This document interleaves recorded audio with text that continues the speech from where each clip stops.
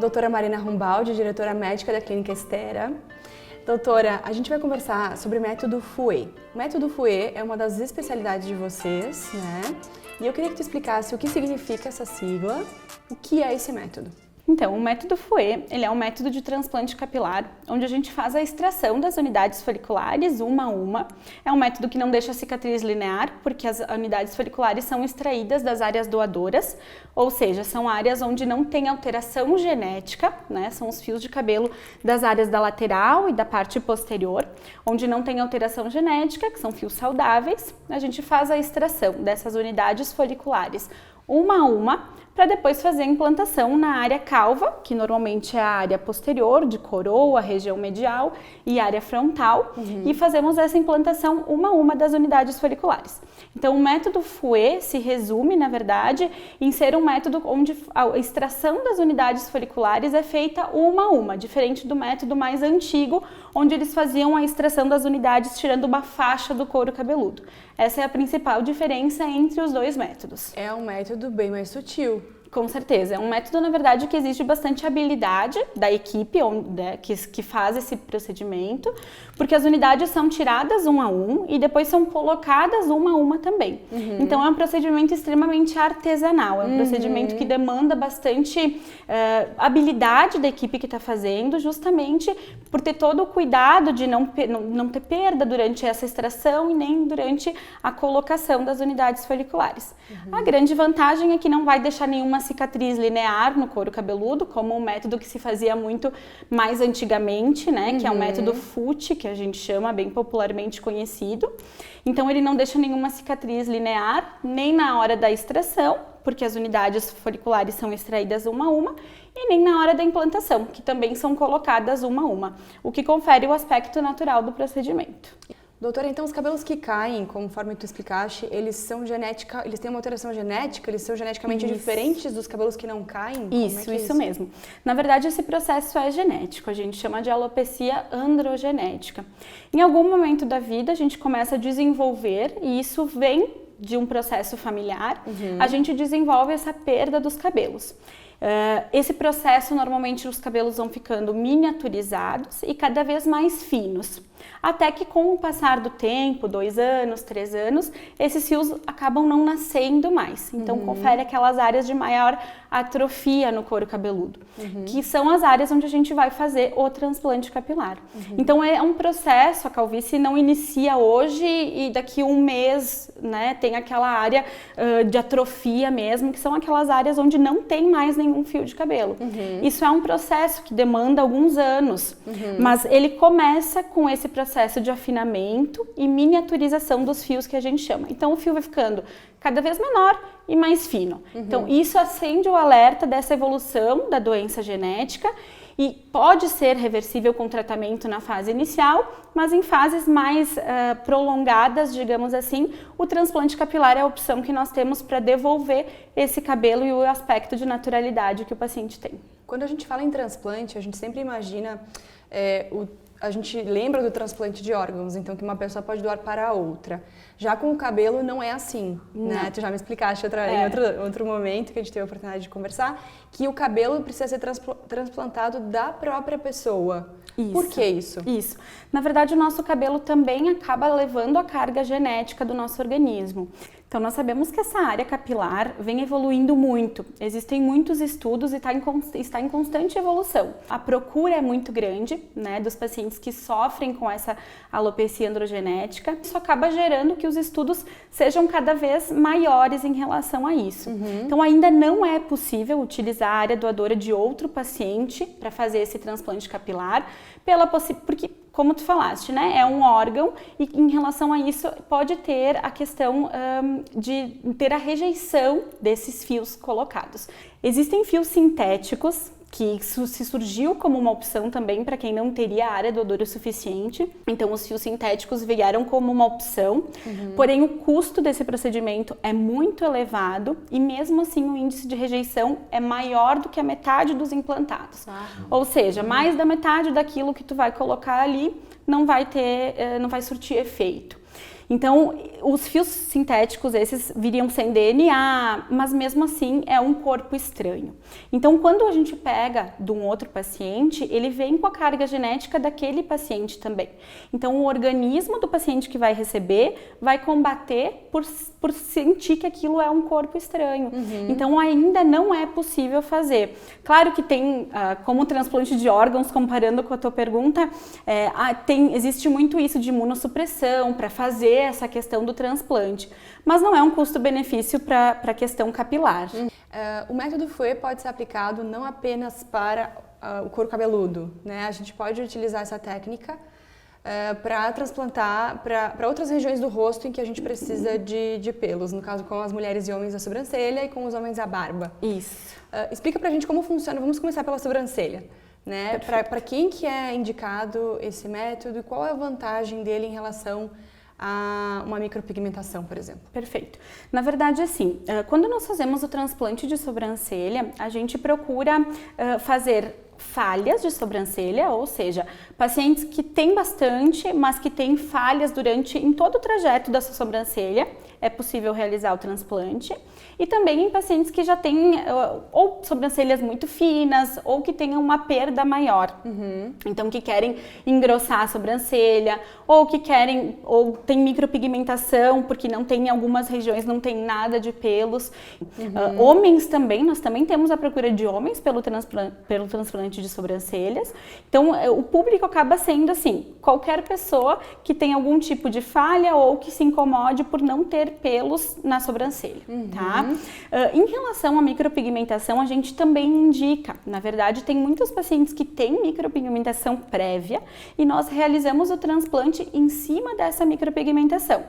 Por quê? Por mais que a micropigmentação hoje em dia tenha se tornado um tratamento muito bom para isso, que fique natural, porque fazem fio a fio, ela continua sendo, digamos assim, uma imagem 2D. Ela ainda não tem a capacidade do pelo, que é 3D, né? Então, essa é a grande vantagem em relação à micropigmentação. A micropigmentação é um trabalho muito legal, a gente indica bastante, principalmente para pacientes que tenham muitas falhas ou que queiram aumentar muito a sobrancelha. Então, a gente tem algumas parcerias, né, de micropigmentadores que elas realizam o trabalho antes e depois nós realizamos o transplante. Então, cada caso é bem individual, mas o transplante de sobrancelhas é um processo definitivo, né? Ou seja, tudo que a gente colocar ali dos fios, dos pelos, é como se tu nunca tivesse perdido, né? Tu vai continuar fazendo as manutenções, enfim, e é um processo que vai durar para sempre. Enquanto a micropigmentação tem um prazo... Tem o prazo, isso. Na verdade, ela vai perdendo a cor, depende muito do tipo de micropigmentação, né? Mas, de uma maneira geral, depois de 1 ano, 2 anos, é necessário fazer novamente, né? Porque é como se fosse uma tatuagem com outro tipo de pigmento, é outro trabalho, mas ela vai clareando ao longo do tempo. Já a durabilidade do pelo transplantado é vitalícia. É vitalícia, exatamente. E falando de barba, então, transplante de barba, como é que ele é feito? A técnica é a mesma do transplante capilar? Também mesmos critérios, precisa ser da mesma pessoa? Explica um pouquinho pra gente como funciona. Isso mesmo. Na realidade, quando a gente fala em transplante de barba, um pouco diferente do transplante capilar é que a gente tenta utilizar também a área doadora da própria barba. Então, normalmente, os pacientes que têm essa região de baixo, que normalmente é a região que os pacientes não querem ter os fios, nós fazemos a extração para depois futuramente fazer a implantação na barba. Para quem deseja fazer a reconstrução de uma barba inteira, que também é bem comum, nós acabamos tendo que tirar também fios da área doadora do cabelo, tá? Porque não vai ter suficiente para fazer uma reconstrução só com os fios da barba. Se forem falhas, nós tentamos tirar o máximo de barba mesmo, para depois fazer a implantação. É feito com anestesia local e o processo de extração é o mesmo do transplante capilar, tá? Que é feito no couro cabeludo. Mas, de uma maneira geral, dependendo da quantidade que precisar, uma parte é utilizado como fios da barba, como área doadora, e a outra parte do couro cabeludo do paciente também. Claro que tem muitos pacientes que acabam querendo fazer transplante capilar e de barba, né? Então, a gente faz isso em sessões separadas, porque o transplante de barba é um processo bem longo, tá? É um processo que também demanda bastante tempo. Por ser rosto, por ser um processo mais delicado, ele acaba levando um tempo semelhante ao de um transplante capilar, dependendo do tamanho da área a ser implantada. Mas é um processo que também, a mesma coisa, fica natural e os fios não voltam mais a cair depois do processo do transplante. E da área onde os fios foram retirados, eles voltam a nascer ou não? Não voltam mais, porque eles são retirados com a raiz. Então esses fios, então já são 2 trabalhos, 2 coisas boas num só, né? Porque aí o paciente não precisa mais nem fazer, né, a barba da região de baixo, onde a gente vai tirar, e aí fica a barba normal na região onde a gente realizou o transplante capilar. Esse procedimento, ele é tão popular quanto o transplante capilar ou ainda poucas pessoas sabem que essas possibilidades existem? Ele ainda não é tão popular quanto o procedimento, tá, de transplante capilar.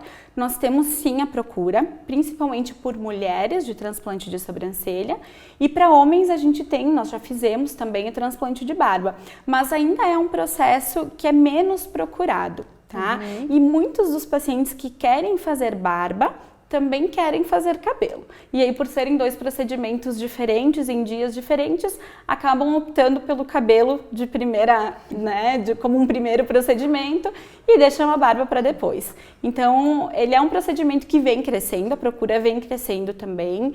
De sobrancelha, a gente também tem muito paciente interessado, já realizamos diversos procedimentos de transplante com resultados super naturais. Mas é um procedimento ainda pouco conhecido. Eu acredito que ele vem num processo de expansão, sim, nesse conhecimento do público em geral. Tu mencionaste antes, quando nós falávamos do transplante Fouet, que se a pessoa percebe a calvície começando, né, na sua juventude ainda, ela pode fazer alguns tratamentos. Então, ela não precisa necessariamente ir direto da percepção da queda do cabelo para o transplante. Existe algo que ela possa fazer antes de chegar no ponto de precisar de um transplante? Isso, existe. Então, explicando um pouquinho como esse processo funciona, existe uma enzima que vem dessa herança genética que faz a conversão de testosterona em dihidrotestosterona, mais conhecido como DHT. É esse hormônio que vai transformar o cabelo em um cabelo doente, um cabelo saudável para um cabelo doente. Isso vem da herança genética e isso pode começar a acontecer nos 20, nos 25, nos 30. Isso vai depender de pessoa para pessoa. E o grau de calvície também varia muito de pessoa para pessoa. Tanto que nós vemos paciente, às vezes, com 45 anos com grau de calvície menor do que um paciente com 30.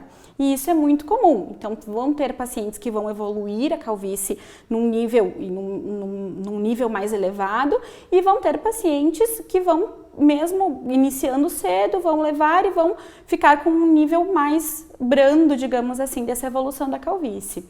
Então, nesse processo de transformação da testosterona em dihidrotestosterona, nós conseguimos frear essa conversão.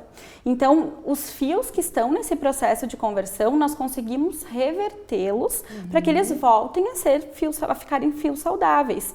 Então, esses fios, quando começa o processo de calvície, a gente consegue evitar esse ciclo crônico da transformação de testosterona em DHT com os tratamentos. São tratamentos realizados em clínica e tratamentos realizados em casa. Então, nós sempre orientamos o paciente com algum shampoo, loção. E em clínica, isso tudo a gente vai orientando, e em clínica nós temos procedimentos de medicações injetáveis no couro cabeludo, que principalmente tratam o cabelo e o couro cabeludo. Então, elas são injetáveis direto no couro cabeludo. A raiz do nosso fio fica a mais ou menos 3 milímetros, 3 a 4 milímetros do couro cabeludo. E quando nós realizamos o tratamento em clínica, ele é mais efetivo do que o via oral. Por quê? Porque nós estamos injetando essas medicações direto na raiz do fio, na raiz do problema. Então, nós temos uma resposta mais rápida ao combate à calvície. Claro que a gente sempre orienta o tratamento em casa, porque o processo é crônico. Então, é importante que o paciente acabe tratando tratando em casa também, além do tratamento que nós vamos realizar em clínica. Nós temos muitos pacientes jovens hoje que ainda têm muito cabelo, 25, 26, 27 anos, mas que têm um histórico familiar de calvície muito extensa. E eles já vêm nos procurar agora para tratar e evitar essa progressão. E evitar de fazer um procedimento futuramente. E se a pessoa tiver esse tratamento constante, ela pode não vir a precisar do transplante? Pode, exatamente. A gente consegue bloquear esse ciclo, claro que é crônico, né? Então eu sempre explico isso bem para os pacientes. Quanto mais jovem o paciente, maior a tendência à evolução, né? Então eu sempre explico para os pacientes que o tratamento é crônico, né? A gente consegue estabilizar em alguns momentos da vida, mas isso é bem individual. É uma medicação contínua. Exatamente, é um tratamento contínuo. Vale a pena, na tua consideração como médica, vale a pena fazer o tratamento ou esperar e fazer o transplante mais adiante? O que é mais recomendado? Isso é uma dúvida muito comum. Eu tenho alguns pacientes que vêm e perguntam, tá, mas então eu vou deixar evoluir por mais um tempo e depois eu faço o transplante capilar. O que tu recomendas? O único problema disso tudo é que quanto mais tu deixa o teu couro cabeludo atrofiado, menor fica a circulação daquele local. Então, quanto mais cabelo tu perde, menos saudável o teu couro cabeludo fica. Então, quanto antes tu começa o tratamento para evitar essa progressão da calvície, melhor. Por mais que tu não precise fazer um transplante capilar futuramente, porque já está tratando, melhor. E quanto menor o grau de calvície, melhor também. Por quê? Porque todo fio que a gente tira não nasce mais na área de trás.